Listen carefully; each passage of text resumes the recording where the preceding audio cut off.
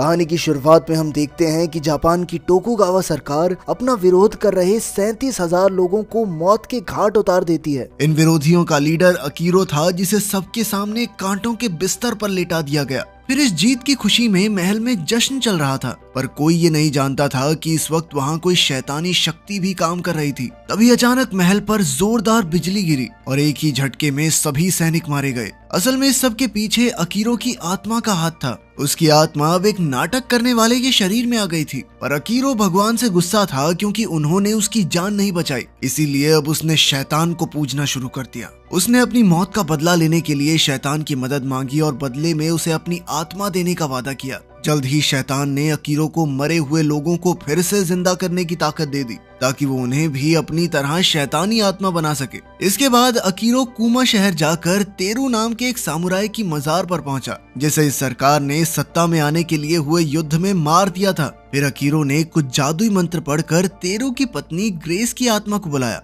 जब वो जिंदा थी तो बेहद खूबसूरत और वफादार थी, पर उसका पति तेरू अक्सर दूसरी औरतों को घर लाता था। इसके अलावा वो उसके साथ मारपीट भी किया करता। लेकिन फिर भी ग्रेस उससे इतना प्यार करती थी कि जब तेरू युद्ध में मारा गया तो गम से उसकी भी जान चली गई और वो अपने पति से फिर से मिलने के लिए भटकती रही। अब ग्रेस की आत्मा के आने पर अकीरो ने उसे वादा किया कि वो उसे उसके पति से जरूर मिलवाएगा, मगर बदले में ग्रेस को टोकुगावा सरकार को खत्म करने में उसकी मदद करनी होगी। ग्रेस राजी हो गई और अकीरो ने उसे फिर से जिंदा कर दिया। इसके बाद हम एक गुफा देखते हैं जहां माइकल नाम का एक महान तलवारबाज अपनी जिंदगी के बारे में सोच रहा था। उसने आज तक 60 युद्ध लड़े थे और उसे कभी कोई हरा नहीं सका, पर फिर भी वो लॉर्ड ताजी और उसके बेटे जूकी से जलता था। असल में ताजी टोकुगावा सरकार में तलवारबाजी का टीचर था और पूरे देश में उसके चर्चे थे। जल्द ही अकीरो और ग्रेस उसकी गुफा में पहुंचे और उसे ऑफर दिया कि अगर वो लॉर्ड ताजी के साथ मुकाबला करना चाहता है तो वो उसे फिर से जिंदा करके ताकतवर बना सकते हैं। उन्हें देखकर माइकल ने उन पर हमला करने की कोशिश की, मगर वो इतना कमजोर था कि एक ही झटके में गिर गया। अब वो अपनी आखिरी सांसें गिन रहा था तो अकीरो ने एक बार फिर से उसे अपना ऑफर दिया और अंत में माइकल राजी हो गया। तब ग्रेस ने उसे चूम लिया और जल्द ही माइकल फिर से जिंदा होकर एक शैतानी और ताकतवर योद्धा में बदल गया। वहीं दूसरी ओर हम इंशु नाम के एक योद्धा को देखते हैं, जिसके सामने से 2 लड़कियां गुजर रही थी। अचानक उसके मन में आया कि वो अपने भाले से उन पर हमला करके उन्हें बुरी तरह मार गिराए। असल में ये उसके अंदर का काला सच था। सुंदर लड़कियों को मारकर इंशु को बहुत ज्यादा मजा आता। खैर इस बार उसने जैसे तैसे खुद को रोक लिया। तभी एक शैतानी मुखौटा पहने एक औरत उसके सामने आई और उसके काले सच को लेकर उसे ताने देने लगी। इंशु ने गुस्से में उस पर भाला फेंका, पर वो औरत अचानक हवा में गायब हो गई। तब उसे एहसास हुआ कि इतने सालों तक कड़ी तपस्या करने के बाद भी उसका मन इन बुरे ख्यालों को छोड़ नहीं पा रहा। इसीलिए उसने अपने प्राण त्यागने का फैसला किया। जब वो दर्द से करहा रहा था तो अकीरो, माइकल और ग्रेस उसके सामने आए। ग्रेस की खूबसूरती और अकीरो की चालाकी भरी बातें सुनकर इंशु शैतान बनकर जिंदा होने को तैयार हो गया। इसके बाद हम काई नाम के एक लड़के को देखते हैं जो एक ईगा निंजा था और उसका गांव शहर से बहुत दूर था। काई अपने दोस्त जूकी का इंतजार कर रहा था, जो थोड़ी देर में ही वहां आने वाला था। लेकिन अचानक सरकार से मिली हुई एक दूसरी निंजा जाति ने वहां हमला कर दिया। इस हमले में उन्होंने पूरा गांव जलाकर सभी लोगों को मार दिया, मगर काई किसी तरह अपनी जान बचाकर भाग निकला। लेकिन जल्द ही उसके पीछे भी एक निंजा योद्धा पड़ गई। वो काई का काम तमाम करने ही वाली थी कि ऐन वक्त पर शैतानों की टोली वहां आ पहुंची। इंशु ने लड़की को देखते ही उसे मार डाला। वहीं काई जमीन पर लेटा अपनी आखिरी सांसें गिन रहा था कि तभी अकीरो ने उसे भी पहले वाला ही ऑफर दिया, ताकि वो अपने गांव की मौत का बदला ले सके। आखिरकार काई भी राजी हो गया और वो भी शैतान के रूप में जिंदा हुआ। कुछ समय बाद जब काई का दोस्त जूकी गांव में पहुंचा तो सब कुछ बर्बाद हो चुका था। वो काई को ढूंढते हुए जंगल में गया तो अचानक उसने देखा कि काई 3 और लोगों के साथ घोड़े पर उसकी ओर बढ़ रहा था। जैसे ही वो नजदीक आए तो इंशु ने भाले से जूकी पर हमला कर दिया, पर जूकी तुरंत उससे बचते हुए पेड़ पर चढ़ गया। इसके बाद शैतानों की टोली हंसते हुए वहां से जाने लगी तो माइकल ने जूकी को धमकी देते हुए कहा कि उनका सामना फिर से होगा। अब अकीरो की टीम पूरी होने पर वो अपने प्लान को अंजाम देने में लग गया। सबसे पहले उसे टोकुगावा सरकार के चीफ इवान को अपने कब्जे में लेना था, क्योंकि आने वाले समय में वही टोकुगावा का लीडर बनेगा। एक दिन जब इवान एक मंदिर में गया तो उसके सामने एक बेहद खूबसूरत लड़की आई। उसने अपना नाम मैरी बताया, पर असल में वो शैतानी आत्मा ग्रेस थी। इवान तो उसकी खूबसूरती पर लट्टू हो गया और उसे अपने साथ अपने महल में ले आया। फिर रात को मैरी काले जादू के सहारे गार्ड्स को चकमा देकर इवान के कमरे में घुस आई। इसके बाद उसने इवान के सामने जाकर उसे लुभाने की कोशिश की। तब इवान उसे उठाकर अपने कमरे में ले गया। इसी तरह कई दिन बीत गए और फिर राजधानी में सभी मंत्री काफी चिंता में थे, क्योंकि इवान अब भी उसी शहर में मैरी के साथ रुका हुआ था। उधर मैरी अपनी खूबसूरती के सहारे इवान को लुभाए रखती थी ताकि वो अपने फर्ज से भटक जाए। लेकिन लॉर्ड ताजी को भनक लग गई कि मैरी के साथ कोई तो गड़बड़ जरूर है। फिर कुछ दिन बाद उसे अपने बेटे जूकी का खत मिला, जिसमें उसने जंगल में 5 शैतानी आत्माओं से मिलने की घटना के बारे में बताया।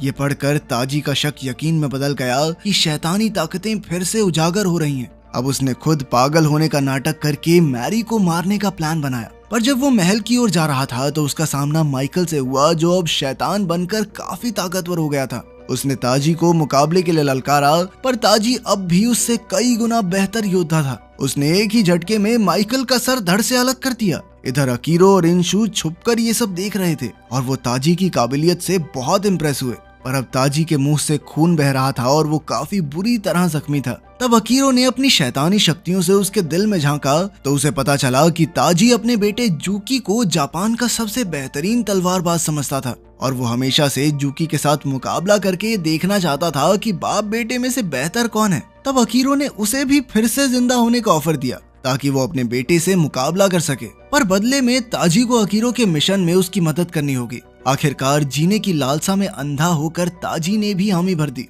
फिर जिंदा होकर वो अपने घर गया और ऐसे बैठ गया जैसे कुछ भी नहीं हुआ। बाद में जूकी भी घर लौट आया। वो अपने पिता से बातचीत करने के लिए काफी उतावला था, पर अचानक उसे महसूस हुआ कि कुछ तो गड़बड़ है। जैसे ही ताजी पलटा तो उसकी आंखों में शैतानी चमक थी और उसने अचानक जूकी पर जबरदस्त हमला कर दिया। तब जूकी किसी तरह वहां से अपनी जान बचाकर भाग निकला। वहीं दूसरी ओर किसी सुनसान मंदिर में अकीरो काला जादू करके टोकुगावा के खेतों पर श्राप लगा रहा था। उधर राजधानी में सैकड़ों किसान मंत्री के घर के बाहर धरना दे रहे थे। उनकी मांग थी कि इस साल का टैक्स माफ कर दिया जाए, क्योंकि उनकी सारी फसलें तबाह हो गई थी। मगर सैनिकों ने उनकी एक न सुनी और एक किसान पर लाठियां बरसाने लगे, जिससे उसकी मौके पर ही मौत हो गई। इससे डरकर सभी किसान वापस लौट गए। फिर कुछ दिन बाद काई जंगल में घूम रहा था तो उसे मजार के सामने एक खूबसूरत लड़की दिखाई दी। उसे देखते ही वो दीवाना हो गया और उसके पास गया। इस लड़की का नाम उमित्सु था और वो धरने पर मारे गए किसान की बेटी थी। शैतान होने के बावजूद भी काई के मन में उसके लिए प्यार जगने लगा था। वहीं दूसरी ओर हम जूकी को देखते हैं, जो चार्ल्स नाम के एक लोहार से मिला। लोगों का मानना था कि उसकी बनाई तलवारों में अजीब सी शैतानी शक्तियां होती हैं। जूकी ने उसे एक ऐसी तलवार बनाने को कहा जिससे वो शैतानी आत्माओं का खात्मा कर सके। उधर अकीरो ने काई का दिमाग पढ़ा तो पता चला कि उमित्सु के प्यार में पड़कर काई फिर से इंसान में बदल रहा था। तब अकीरो ने उसे अपने जाल में फंसाकर प्यार की जगह उसके मन में हवस डाल दी। इसके बाद जब काई उमित्सु से मिलने गया तो अचानक उसने उमित्सु के कपड़े फाड़ दिए, लेकिन उसके मन में जो प्यार था उसने उसे ये गलत काम करने नहीं दिया। उसने उमित्सु को जाने दिया और अपने किए पर पछतावा करके फूट फूट कर रोने लगा। तभी अचानक जूकी वहां आ पहुंचा और काई से मिला। तब काई ने जूकी को मुकाबले के लिए ललकारते हुए कहा कि भाई अब मैं और शैतान बन के नहीं जीना चाहता। पर जूकी ने कहा कि उसे अपने अंदर मौजूद अंधेरे से लड़ना होगा और वो फिर से एक इंसान बन सकता है। उधर किसानों ने एक बार फिर से धरना देना शुरू कर दिया था, पर तब मैरी और ताजी ने इवान को अपनी बातों में फंसाकर सभी किसानों को मारने को कहा। फिर इवान के आदमियों ने धरना दे रहे किसानों को बंदी बना लिया और सभी गांव वालों के सामने उन्हें मौत के घाट उतार दिया।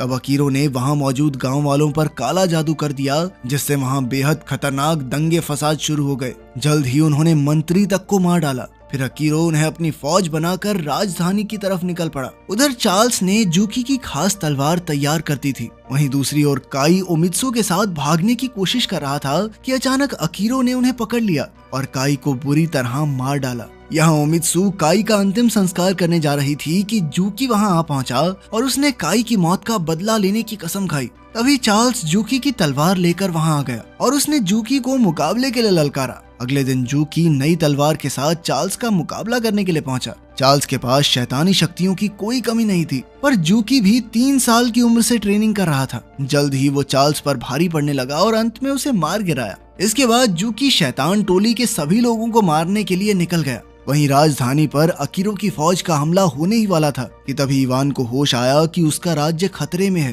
पर अब बहुत देर हो चुकी थी, क्योंकि मैरी का भेष बनाकर बैठी ग्रेस ने इवान को बंदी बना लिया। फिर उसने ताजी की मदद से महल में आग लगा दी, जिसमें महल के ज्यादातर लोग मारे गए। इसके बाद ग्रेस अपना दिमागी संतुलन खो बैठी, क्योंकि उसे इवान में अपना पति नजर आने लगा, जो उसे मरने के लिए छोड़ गया था। अब ग्रेस ने इवान को घसीटकर आग में फेंक दिया और टोकुगावा सरकार का खात्मा हो गया। कुछ ही पलों में जूकी जलते हुए महल में शैतानी आत्माओं का खात्मा करने पहुंचा। तभी उसका सामना अपने पिता ताजी से हुआ और दोनों में जबरदस्त लड़ाई शुरू हो गई। पहले तो ताजी ने अपनी काली शक्तियों के सहारे जूकी की खास तलवार तोड़ने की कोशिश की, पर जूकी ने अचानक ताजी पर हमला करके उसे नीचे गिरा दिया। फिर उसने ताजी की तलवार उठाई और अपने शैतान बन चुके पिता को खत्म कर दिया। जूकी के लड़ने के अंदाज को देखकर अकीरो काफी प्रभावित हुआ और उसने जूकी को अपने साथ आ जाने का ऑफर दिया, पर जूकी ने साफ इनकार करते हुए कहा कि मैं तेरे साथ मिलने नहीं, तुझे मारने आया हूँ यहाँ। अकीरो की शक्तियाँ जूकी की जबरदस्त काबिलियत के सामने कुछ भी नहीं थी